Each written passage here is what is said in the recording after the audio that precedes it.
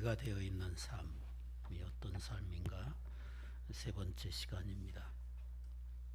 우리가 예수님 다시 오실 날 또 그 시간을 모르기 때문에 깨어 있어야 되는데, 여기 마태복음 25장에서 세 가지 비유를 통해서 어떻게 사는 것이 깨어 있는 삶인지 주님이 말씀하고 계십니다. 열처녀 비유를 통해서는 주님 오실 때와 시기를 우리가 알지 못하니 준비하고 기다려라, 준비하고 기다려라는데 강조가 있었고, 두 번째 비유에서는 달란트 비유를 통해서 주님이 맡겨주신 사명을 주님을 사랑함으로 충성해서 해야 된다. 충성하고 있어야 준비하는 것이다. 그렇게 말씀하셨고, 오늘 세 번째 비유를 통해서는 형제를 사랑하는 것이 주님을 사랑하는 것이다. 그러니 형제를 사랑함으로 주님을 사랑하고 사는 게 깨어서 준비하는 삶이라고 강조하고 있습니다. 지난 시간에 달란트 비유를 생각했는데, 우리는 죽으시고 부활하신 예수 안에서 주님의 몸이 되었습니다. 주님은 우리를 통해서 자기 영광을 드러내시고자 하십니다. 그래서 우리는 주님이 내게 맡기신 모든 것으로 주님을 봉사하고 주의 영광을 위해서 살도록 부름을 받았습니다. 우리가 주의 일회로 부름을 받아 주님을 위해서 일하고 사는 것이 우리의 영광이고, 또 우리의 충성을 따라서 장차 주님의 나라가 완성이 되면 더 큰 영광을 얻게 될 것입니다. 그런데 이 영광이 지금은 가려져 있습니다. 주님의 영광, 주의 나라의 영광이 가려져 있어서 오늘 우리가 주님을 위해서 수고하고 충성해도 당장 우리의 상급이 눈에 보이지 않죠. 그러나 주님은 반드시 다시 오실 것이고, 오시면 우리의 모든 충성과 섬김에 대하여 상급과 영광을 주실 것입니다. 그러므로 우리는 오직 믿음으로 주께 충성하면서 오늘 주님 오셔도 맞이할 수 있도록 살아야 될 것입니다. 이 세상에서 얻는 그 어떤 영광보다도 주님이 가져다 주실 영광이 훨씬 더 위대한 것을 믿고 주님을 위해 충성하는 삶을 살아야 될 것입니다. 오늘은 세 번째 비유인데, 인자가 자기 영광으로 모든 천사와 함께 올 때에 자기 영광의 보좌에 앉으리니 모든 민족을 그 앞에 모으고 각각 분별하기를 목자가 양과 염소를 분별하는 것과 같이 하리라. 인자가 온다고 그랬죠. 이 인자가 영광의 보좌에 앉으신 분이라고 했고, 모든 천사와 함께 오시겠다고 그랬죠. 그리고 모든 민족을 자기 앞에 불러 모으고 양과 염소로 나누시겠다고 말씀을 하고 있습니다. 이 인자는 다니엘서를 보면 하나님의 아들이고 영원히 하나님의 나라에서 왕노릇 하실 분이라고 설명을 하고 있습니다. 이 인자가 구름을 타고 오는 것을 너희가 보리라. 34절에 보면 내 아버지께 복받을 자들이여 나와 창세로부터 너희를 위하여 예비된 나라를 상속하라.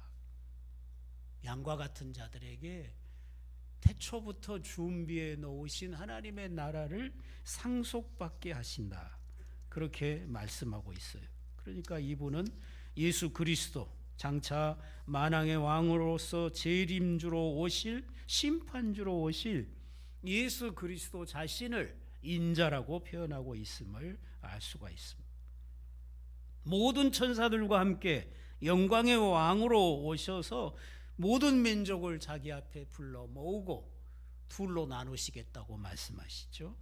목자가 양과 염소를 구분하듯 양은 오른편에 염소는 왼편에 두리라 그랬습니다.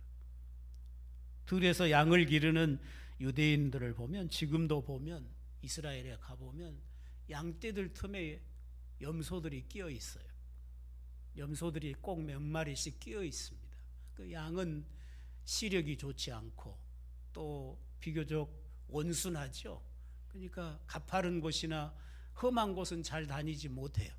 근데 염소는 언덕, 바위, 가파른 곳 마음대로 잘 돌아다니거든요. 그러니까 염소를 끼워 놓으면 양들이 이 염소들을 따라다니면서 풀을 먹는 거죠. 해가 지고 잠잘 시간이 되면 낮에는 양과 염소가 섞여져 있었는데 밤에 잠잘 때는 자동적으로 구분이 된다 그래요. 염소는 염소들끼리 모여서 자고 양은 양들끼리 모여서 자는 거예요. 목자가 굳이 안 나눠도 양은 양들끼리 모여서 자고 염소는 염소들끼리 모여 자고 날이 밝으면 또 섞어져서 풀을 뜯고, 그러니까 매일 이스라엘 사람들이 매일 눈으로 확인하는 게 양과 염소가 저녁이 되면 구분되는 그런 모습이었던 거죠. 그 모습을 비유로 들어서 주님이 오시면 양과 염소를 나누시겠다고 말씀을 합니다. 양은 오른쪽에, 염소는 왼쪽에. 오른쪽도 상징적인 표현이죠. 항상 오른쪽은 영광, 권위, 권세, 능력 이런 것을 표현하고, 오른쪽 그러면 전체를 대표하게 되고, 제사장 취임식 때도 보면, 이임식 때도 보면 모세가 아론과 그 아들들을 데려다가 오른쪽 깃뿌리에다가 피를 바르고, 오른쪽 발가락, 오른손 발가락에, 손가락에 피를 바르고, 그렇게 해서 전체에 피를 바른 것을 상징하는 그런 모습들을 보게 되는 거죠. 그때 그 임금이 오른쪽에 있는 자들에게 말하죠. 내 아버지께 복받을 자들이여, 나와 창세로부터 너희를 위하여 예비된 나라를 상속하라. 창세로부터 하나님이 준비해 놓으신 나라, 그건 새하늘과 새 땅이겠죠. 영원한 하나님의 나라가 완성된 그런 새하늘과 새 땅을 말하겠죠. 그 새하늘과 새 땅을 상속받을 수 있는 사람이 가장 복 있는 사람이에요. 영원히 복받은 자들이 되는 거죠. 에베소서를 보면 예수 믿는 자가 예수 그리스도 안에서 받은 하나님의 나라가 창세전부터 준비된 나라라고 말씀을 합니다. 그러면 이 사람들은 어떤 사람들이기에 하나님이 태초부터 준비해 놓은 그 영원한 하나님의 나라를 상속받게 되는가?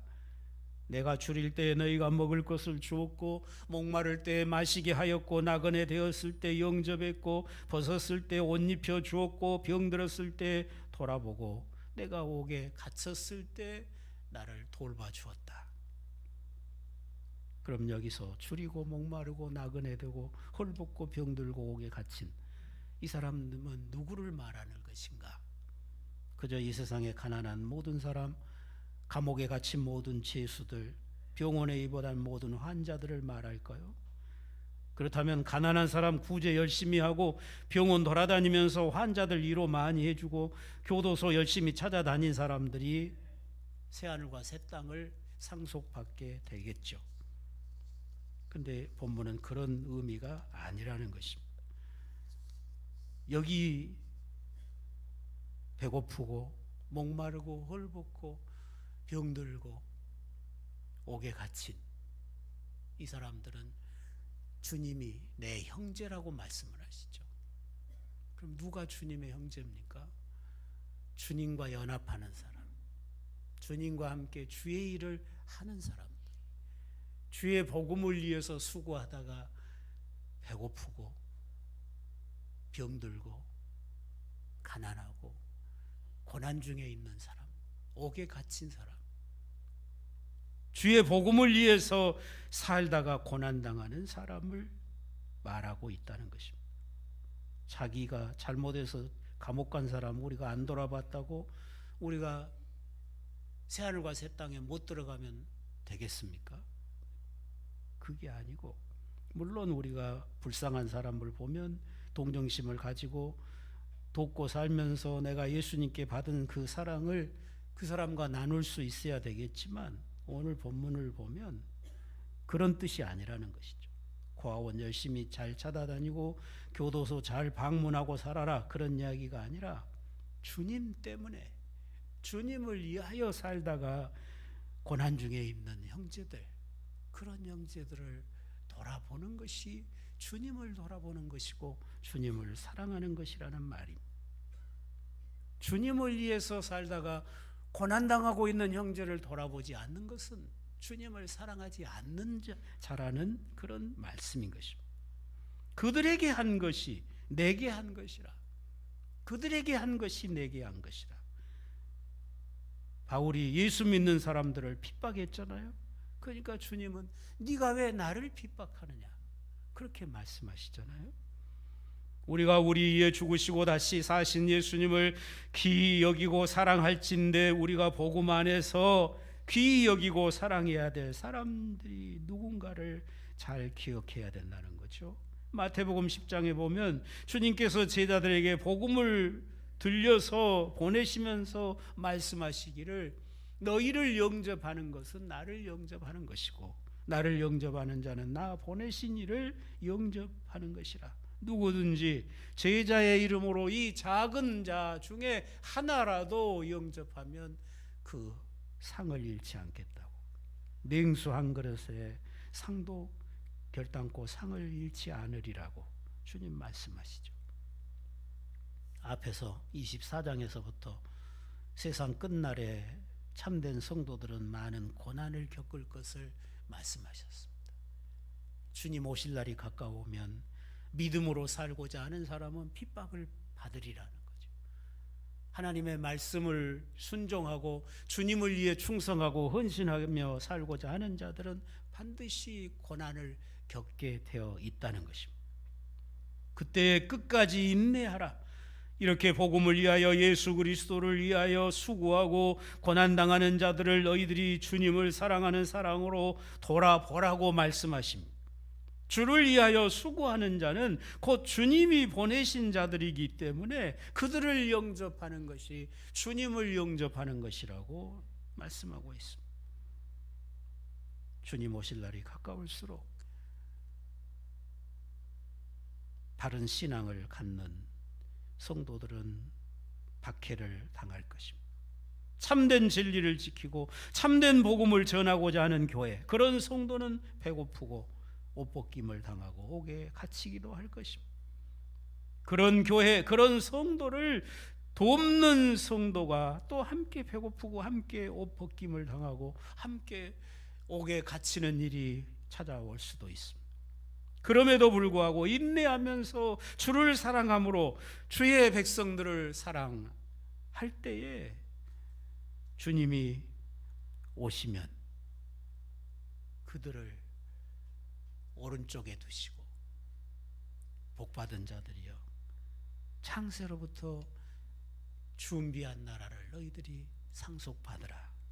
그들에게 영원한 하나님의 나라를 주시겠다고 약속하고 계십니다. 그런데 이 의인들이 말하기를, 주여 우리가 어느 때에 주의 줄이신 것이나 목마르신 것을 보고 마시게 하였습니까? 주님이 언제 나그네 되셨는데 우리가 영접해 드렸습니까?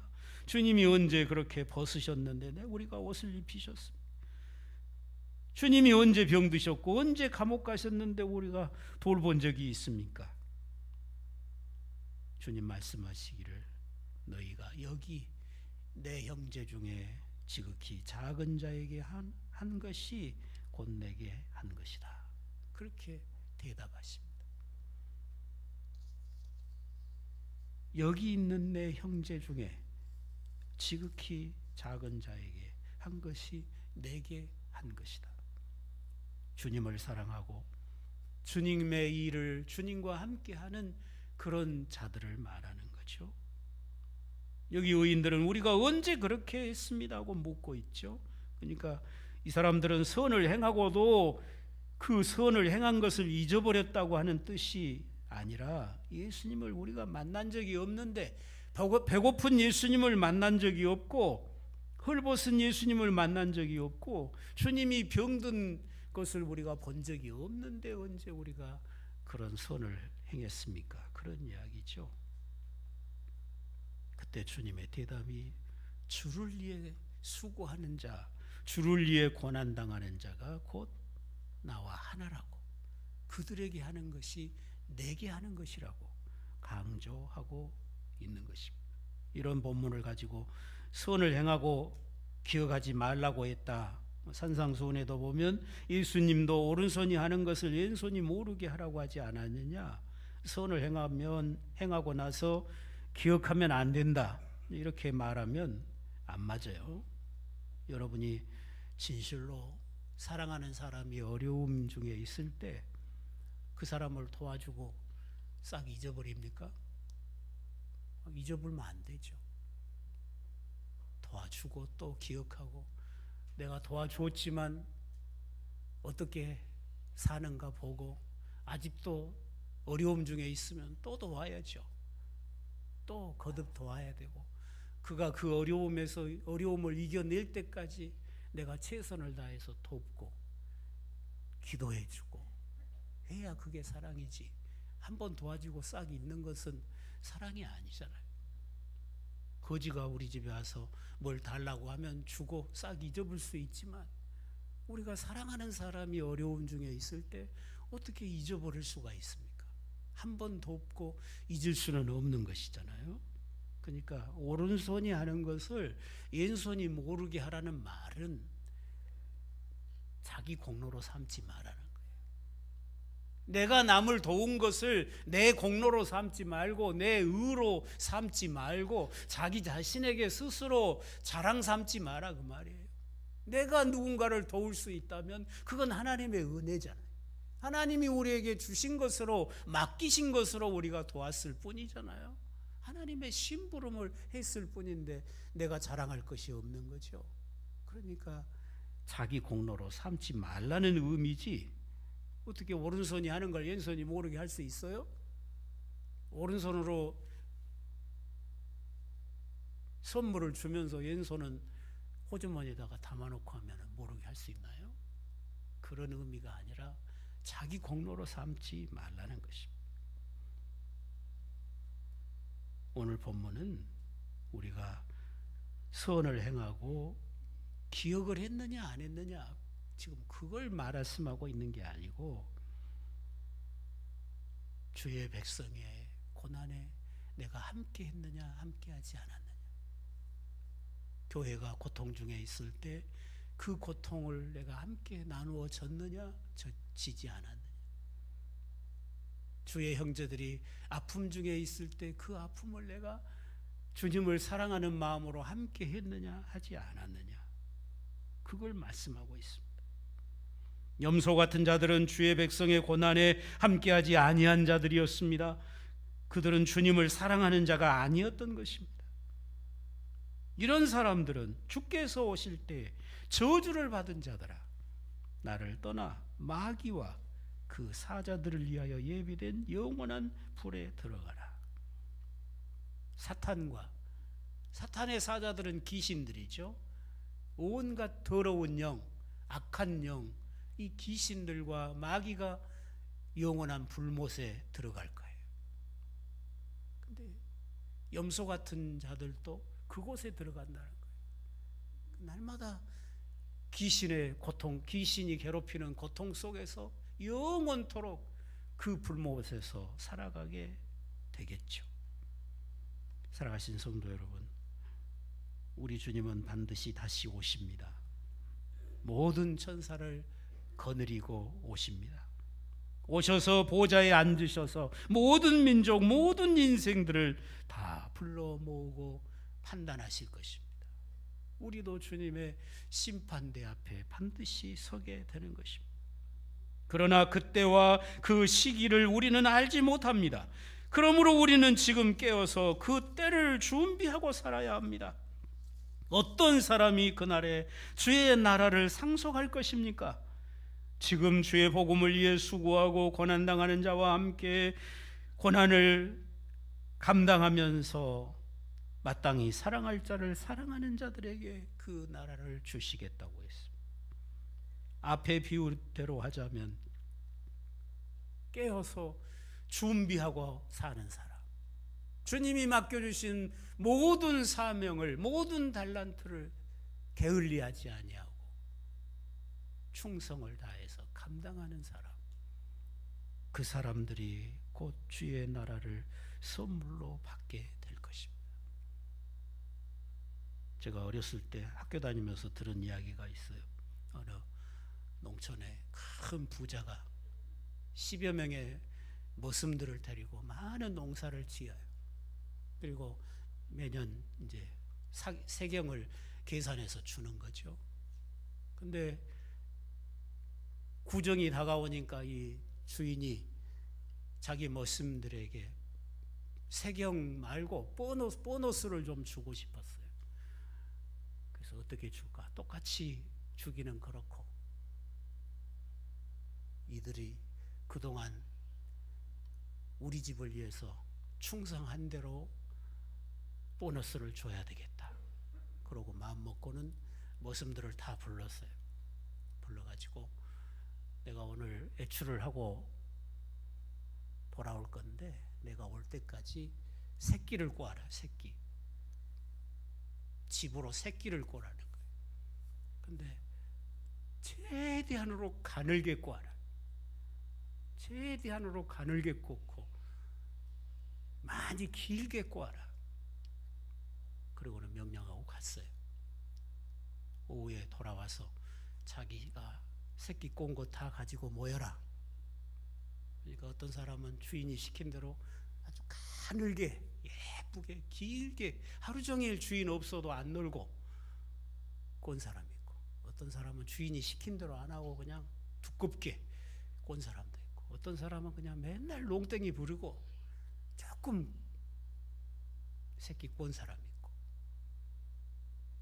그게 그동안 그 머슴들이 일해온 모습 그대로인 거예요. 전부 나 따라와라. 그리고는 보물창고로 들어가가지고 문을 다 열어주면서, 옛날에 동전이 구멍이 뚫어져 있잖아요. 여기 동전이 많이 있으니까 오늘 너희들이 꼰 새끼에다가 끼어가지고 가거라. 네가 낄 수 있을 만큼 끼어가지고 가거라. 그랬어요.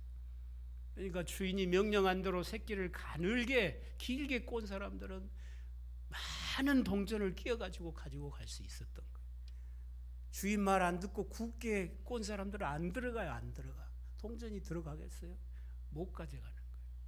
게으름 피우고 조금 꼰 사람들은 조금 가져가는 거예요. 평상시 우리가 어떤 모습으로 주 앞에 살아가느냐, 그게 중요한 거잖아요. 다른 사람이 보냐 안 보냐가 중요한 게 아니라, 다른 사람이 나를 칭찬하느냐 안 하느냐가 중요한 게 아니라, 내가 하나님 앞에서 매일매일의 삶을 어떤 모습으로 사느냐가 심판날에 우리가 받을 상급을 결정하게 될 것입니다. 주님 다시 오십니다. 반드시 상 줄 자는 상 주시고 반드시 벌 줄 자는 벌 주실 것입니다. 오늘 저와 여러분은 주님 맞을 준비가 되어 있는 그런 삶을 살고 있는가 돌아보는 시간이 되시기를 바랍니다. 지금 내가 주님께 속한 자, 주를 위해 일하고 사는 자, 주님을 위해 고난당하는 자를 사랑하지 않는다면 그것은 내가 저주 아래에 있다는 증거일 수 있고, 내가 주의 백성이 아니라는 증거일 수도 있고, 나는 주님과 아무 상관이 없는 자라는 증거일 수도 있다는 것입니다. 주님 오시면 마귀와 그 사자들을 위하여 준비된 영원한 불에 떨어지는 불행이 우리에게 있지 않도록 오늘 주님을 사랑하고 주님을 사랑하는 주의 형제들을 우리가 사랑하고 그들의 고난을 함께 나누면서 그들의 연약함을 도와주고 부족을 채워주면서 내가 주의 형제임을, 내가 주님과 하나인 주의 자녀임을 스스로 스스로 내 삶 속에서 증명하고 살아가는 그런 신앙생활이 되시기를 주의 이름으로 축원합니다.